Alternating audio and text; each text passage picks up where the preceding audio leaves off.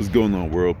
So I want to talk a little bit about semen retention and the spiritual aspects of it. All right. So for those of you that are new to the concept, semen retention is literally what it sounds like. It's keeping your semen inside of your body. No ejaculation, pretty much. And a lot of people, like when you first tell them that, especially if you get into it now and like you're a young person, you tell your friends like, hey, look, like, yo, you should try the semen retention stuff. Well, what is it, bro? Basically, you just don't get that nut. They'd be like, what? No. You know what I'm saying? Like, it's like, I don't know why, like, it's just one of those things that we've been so limited in what this type of stuff is that's going on in our body that we just don't even know what we have. Like pretty much semen retention, the semen that's in our body is sexual energy. It's life force energy.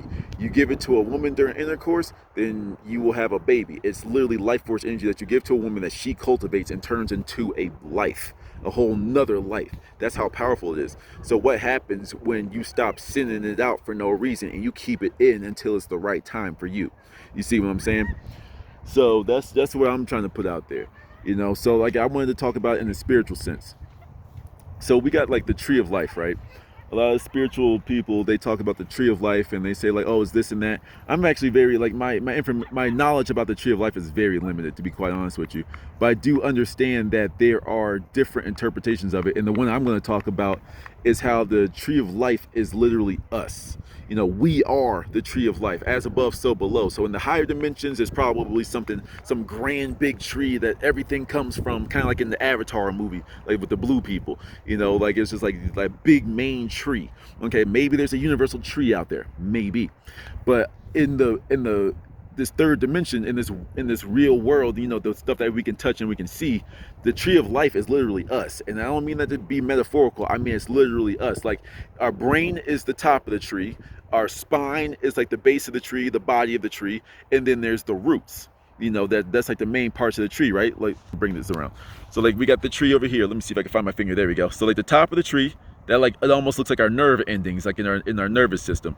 Then it's like the body of the tree, which like replicates our spine, and then there's the roots. What semen is, it keeps your seed in your root chakra. That your root chakra is literally in your genital area, in the lowest part of your body, right?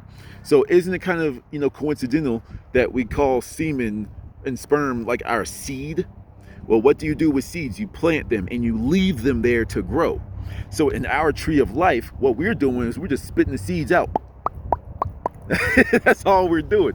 You know what I mean? And like, so how can our tree grow if there's no seeds planted, if there's no seeds there, if there's no plant there to like sprout and grow? That's why they say to like practice semen retention for like extended periods of time, because you give it that time to grow. Like a lot of people, we've just been taught to just, I'm bored, I'm stressed out, let me just go rub one out real quick, and I'm gonna be stress free. Yeah, I mean, I guess it takes the load off, but it's like you're confusing that stress freeness with just a lower sense of energy. You see what I'm saying? When you are keeping your seed in your root chakra, that energy on an energetic standpoint starts to cycle and form and grow in that root chakra. So what happens when it grows and it has enough time, the seeds in the soil have enough time, they grow. So when the energy in your root chakra has enough time to grow and it just sits there, it starts to rise up. That's why a lot of people say they become more confident, they become more self-spoken, they begin to trust themselves, because all that has to do with the chakras. I'm not super wise on the chakras, but the root chakra is like where fear is based. And like people say they feel more confident when they're on semen retention. So that's your root chakra being activated, being opened. You're more brave. Then it's like, what is it? The sacral chakra is the second one, where it's like sexual pleasure comes from. I could be like off a little bit on these, so go do your own research, of course. I'm just trying to like give you an overview. Like your sacral chakra is where like your sexual drive kind of comes from. Like some people say it's the root, some people say it's the chakra, the sacral chakra. Different books say different things, but I kind of like this distinction is the word I'm looking for. In the sacral chakra, that's where like your sexual desire and your interests lie. And I've read different things, and like some say that if it's closed off, like that's where the impotence comes from. If it's opened up, you can't stop having sex. A lot of us have our sacral chakra is actually too open. You see what I'm saying? And so like when you have this energy coming through, it starts to balance you.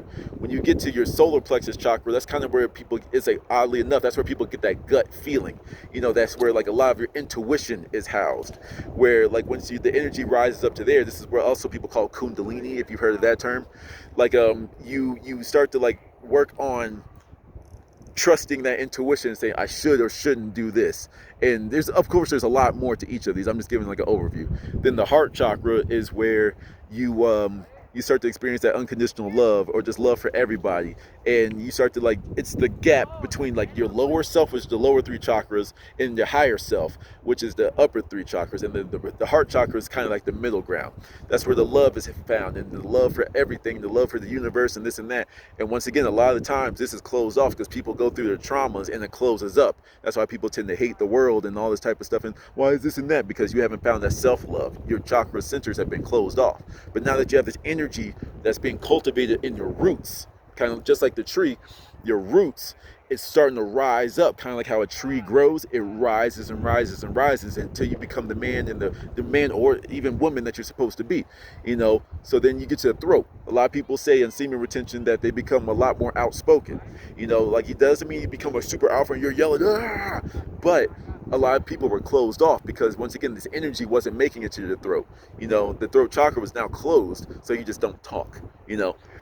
You just like, you know, you're just a little, you just like, you know, you just let people talk, and you just kind of sit there. Even if you completely disagree, you don't question them. You just go with the flow because you don't want to start like any confrontations. All right. So once you start to, once again, this is all about bringing things into balance, opening some and closing some. You know, some people that just like, they don't shut up because they want to make sure that everyone knows their opinion on something. They want to make sure that they get that validation, so they just will never shut up. And they'll just keep talking and talking and talking and talking and talking to get their point across. And everyone starts to not like them because, like, dude, do you ever shut up? It's like, we get it. You don't like cats. You don't need to explain every single detail right now. None of us asked. You know what I mean? Then the favorite one that everyone loves to talk about, like the third eye, that people like to talk about that one. It's like, it's one of those things. Once you get there, once all of these are starting to work together, and you trust your intuition, you trust your gut, you trust that everything that comes into your life is all based off of your energy, then you start to see the third eye, and then you start to see the world from a different place. You know, a lot of people, even when they do this for like even like a week or two, they're like, dang, the world just looks different. The world just seems more open to me. The world just, it looks different because this is starting to activate. You know, a lot of people think for the third eye to open, they think that you need this crazy experience, like, oh my god, I can see the different dimensions, I can see everything. It's like, nah. Like, to, at least in my personal opinion, you know, I believe that it's just literally seeing where you are from a different angle, pretty much. It's literally seeing it from a third eye. If you can close your eye, you can still see the world. It's kind of like that. You see things differently. You see energy. You see things from a different perspective. You see things from all just an energetic standpoint. You see what I'm saying? And lastly is the crown chakra. You know, it's like the top. And there's actually more chakras than the main 7 that I was talking about. But the crown chakra is like on the top. It's like actually a little bit above your head, I'm pretty sure. But it's pretty much the funnel for universal knowledge, universe, source, God, whatever you choose to put in that word, wherever you get the outer body knowledge from, that starts to get opened up. You know, and a lot of people, like, you know, like the thing that people need to understand is, like, open and close is not really bad. What you want is just like right there in the middle. You want that sweet spot with all your chakras, and I feel that semen retention does that. You know, you have to discipline yourself, of course, at first. Like, don't go spilling your seeds, you know what I'm saying? Because you won't get the sprouts. You won't have your tree grow. You won't have that Kundalini energy rising and rising and rising throughout your body. You won't get that full transformation by just a day. You know, you ever planted a seed in the ground? You ever planted some corn and it grew in a day? You see what I'm saying? It'll never grow, especially if you like put that seed in there and you never leave it alone. If you pull it out every day, it will never grow. You take it out, you plant it, cover it, come back the next day, oh, where is it? And you pull it back up, it will never grow. It needs time to sit. That's what semen retention is. You need time for the seed, your semen, to sit at your root chakra so it can grow. So I hope that made sense, and I hope I didn't trigger anybody with my kind of like elementary knowledge of like what the chakras do for the body. But I just wanted to give this brief example of how we are the tree of life. And the reason why we're not seeing the world the way we want to, the reason why things are happening our way, is because we're not letting that energy grow first. We're not letting it grow from the bottom and work our way up. We want all this stuff. We want to work on this, but then all this is closed. Our heart's closed, but our third eye is wide open. So we see the demons. We see the evil in the world. That's all we see. You know, the chakras, it's like, oh, I have all this information pouring into me, but I don't know what to do with it, because your system isn't in balance. You have parts that are more open and closed than others, you know. But like if you put a hose, like a water hose, and you squeeze the middle of it, it's like, sure, you have all this information coming from the bottom, and then like the leftover water that was coming through was at the top, and that still kind of flows a little bit, but you have a block. What you need to do is get all of your chakras, all of your centers open. And once you do this, I always want men, especially single men, I want every young man to go through this process and be like, okay, cool. Because am I here to say that semen retention is supposed to be permanent? I can't speak on that. You know, for me, I think it should be permanent if you're single. You know what I'm saying? But then even if you are in a relationship, you shouldn't be spilling it like that. Like, you should get you a partner that understands what you're trying to do. You know, I understand that semen does have benefits for the woman as well, more than just having a baby. There's other benefits like that. But overall, like, this is your energy. This is your life force energy. If you're with a partner that only wants to sap your energy, only wants to take it and say, oh, she'll call you all these crazy names if you don't want to give it to her, you're with the energetic vampire, my guy. I don't care how cute she is. I don't care how attractive she is. Like, she's an energy vampire, and you need to get away from that. You need to protect your energy and only give it to people that you trust, you know? So I hope this made sense. In quick summary, you know, semen retention feeds your root chakra. It keeps your seed at your root chakra, so your tree of life, your energetic flow, your Kundalini energy can rise, and you can better yourself and become the perfect being that you're supposed to be.